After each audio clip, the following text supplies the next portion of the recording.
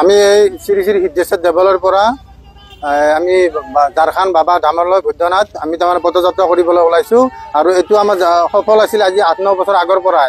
এইবাৰ সিদ্ধেশ্বৰৰ কৃপাত আমাৰ তাৰমানে এই যাত্ৰা সফল হ'ব ওলাইছে আৰু আমাৰ কমিটিৰ ফালৰ পৰা যথেষ্ট সহায় কৰিছে। পাৰ্মিশ্যনৰ পৰা কিবাৰ পৰা তেওঁলোকে গোটেইখিনি কৰিছে। আমাৰ মন্ত্ৰী মহোদয়ে অলপ সহায় কৰিছে আৰু আমাৰ দেৱালয় উন্নয়নৰ পৰা কৰিছে আৰু আমাৰ অৰূপ দায়ো কৰিছে।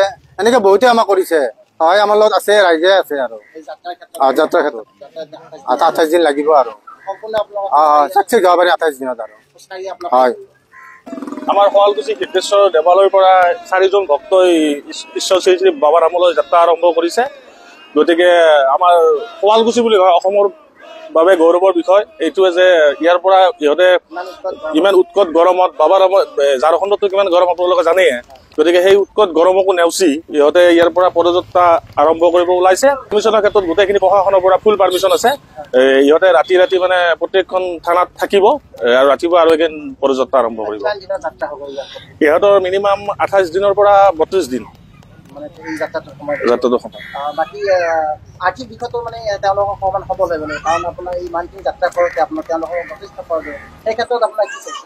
আৰ্থিক বিষয়ত ধৰি লওক আমাৰ গোটেইবিলাক মানুহে সহায় সহযোগ কৰিছে আৰু সকলোকে আহ্বান ইহঁতক মানে সকলোৱে যাতে সহায় সহযোগ কৰে। যাত্ৰাৰ উদ্দেশ্য কি হৈছে? দেশৰ শান্তিৰ বাবে এওঁলোকে আৰম্ভ কৰিছে। গতিকে আমি সকলোৱে শুভেচ্ছা জনালোঁ।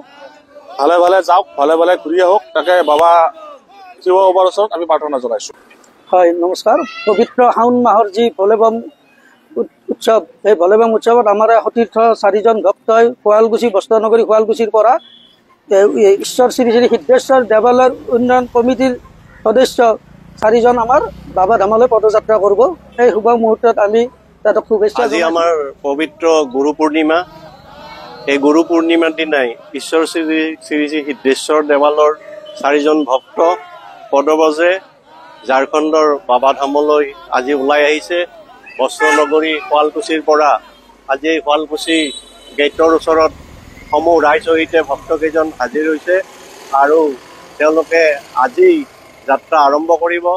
আমি বাবা মহাদেৱৰ ওচৰত আশীৰ্বাদ বিচাৰিছোঁ তেওঁলোকে যাতে সকলো বাধা বিঘিনি নেওচি গন্তব্যস্থান পায় আৰু সুকলমে আকৌ আমাৰ শুৱালকুছিলৈ ঘূৰি আহে, তাৰ কাৰণে আমি ভগৱানৰ ওচৰত প্ৰাৰ্থনা কৰিছোঁ।